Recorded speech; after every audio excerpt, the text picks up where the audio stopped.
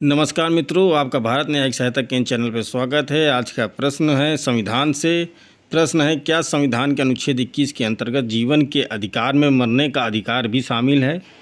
निर्णीत वादों का हवाला दीजिए। State whether under article 21 of the constitution the right to life includes the right to of die, refer to decided cases.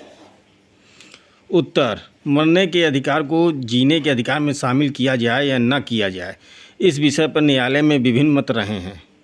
सर्वप्रथम महाराष्ट्र राज्य बनाम श्रीपति दूबल 1987 क्रिमिनल लॉ जर्नल 743 के वाद में बम्बई उच्च न्यायालय ने अभिनिर्धारित किया कि अनुच्छेद 21 के अधीन जीने के अधिकार, राइट टू लाइफ, में मरने का अधिकार भी शामिल है।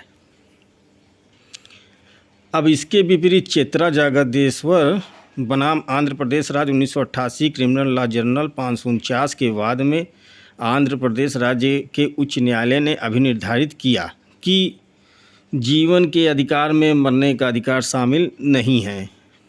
अतः भारतीय दंड संहिता की धारा 309, जो कि आत्महत्या के प्रयास को दंडनीय बनाती है, संवैधानिक है तथा वह अनुच्छेद 21 का उल्लंघन नहीं करती। चलिए अब आगे देखते हैं। पी रतिनाम बनाम भारत संघ 1994 3 SCC 394 के वाद में उच्चतम न्यायालय ने अभिनिर्धारित किया कि अनुच्छेद 21 के अंतर्गत जीवन के अधिकार में मरने का अधिकार भी शामिल है।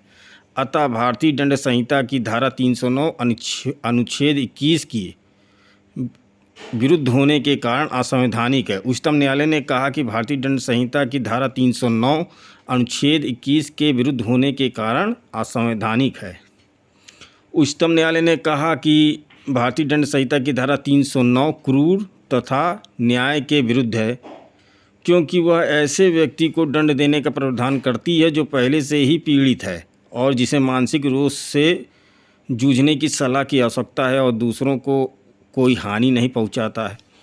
परंतु ज्ञान कौर बनाम पंजाब राज्य 1996 2 SCC 649 के वाद में उच्चतम न्यायालय ने अपने पूर्व निर्णय को पलट दिया तथा यह अभिनिर्धारित किया कि अनुच्छेद 21 के अंतर्गत जीवन के अधिकार में मरने का अधिकार शामिल नहीं है।